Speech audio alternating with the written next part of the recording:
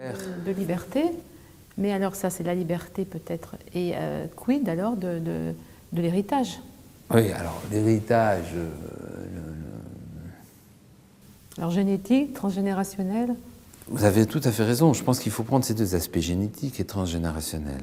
On va commencer par le transgénérationnel, puis après ça on parlera du génétique. Bon, le transgénérationnel, en fait, c'est Cyrulnik qui disait « l'homme a ceci de particulier qu'il doit passer par l'autre pour devenir soi-même ». C'est quand même une particularité. C'est la différence. Et on voit que plus les espèces vont évoluer, plus en fait les humains vont devoir passer par l'autre. Enfin, les êtres vivants vont devoir passer par l'autre. Quand on voit les œufs, ils ne passent pas par l'autre.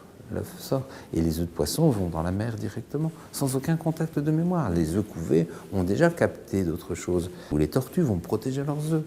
À partir du stade mammifère, on commence à avoir une transmission qui est plus importante. Et on se rend compte que c'est là que naît le paradoxe. Plus la transmission est importante, plus vous pouvez aller loin, plus vous allez capter des choses par l'intermédiaire de l'autre. Par l'intermédiaire des mammifères, par l'intermédiaire du contact avec la mère. Contact avec la mère qui se fera dans l'utérus de 9 mois. Mais je considère qu'en fait, la grossesse humaine fait 9 plus 12 mois, puisqu'en fait, un petit mammifère humain est au même stade qu'un mammifère animal qui vient de naître à 12 mois, c'est-à-dire qu'il marche.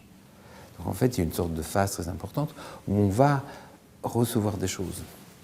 Donc il y a toute une transmission d'héritage qui se fait de nombreuses manières, par le transgénérationnel, par l'idée de nos parents, ce à quoi ils ont pensé quand ils nous ont conçus, ce qui a été transmis par la grossesse, et les héritages considérables qu'on va recevoir après. Quand beaucoup de maladies qui sont considérées comme étant génétiques sont en fait beaucoup transmises. Il n'y a rien qui se transmet mieux qu'une émotion, qu'une manière de réagir. Soyez peureux avec vos enfants, vous verrez que ça va se transmettre beaucoup plus qu'un gène. Soyez exigeant ou soyez absent, ça va se transmettre beaucoup plus qu'une maladie génétique. Donc ça, c'est le transgénérationnel.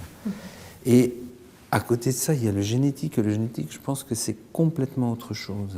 Le génétique, je pense que c'est l'essence de l'être. L'essence de l'être, ça veut dire le programme qui est dans notre ADN.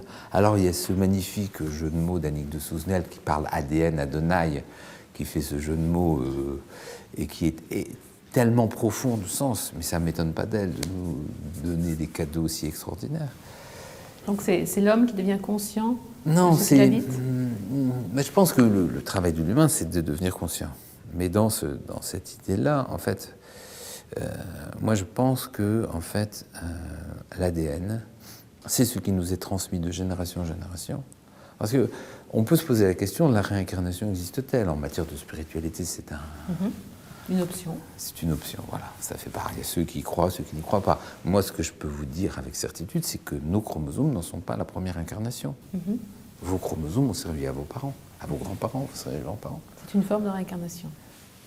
De réutilisation, de réusage. Et quelque part, si vous montez vos antécédents, vous vous rendez compte que, si on imagine que la durée moyenne des générations, pas maintenant, mais avant c'était 20 ans, quoi. En gros, depuis, sauf dans le dernier siècle, c'était 20 ans. Donc si vous montez les puissances de 2 jusqu'à l'an 1000, on a tous, déjà à l'an 1000, 1 milliard d'ascendants. Donc si vous allez encore plus loin, c'est vertigineux. Donc on a quelque part à l'intérieur de nous un peu de chaque personne de l'humanité. Qui se sont remélangés. C'est-à-dire qu'on se retrouve dans l'idée sur laquelle on travaille sur un héritage qui nous vient d'un petit peu la totalité de l'humanité, avec des mémoires qui nous viennent d'un peu partout. Et ça, c'est notre héritage génétique.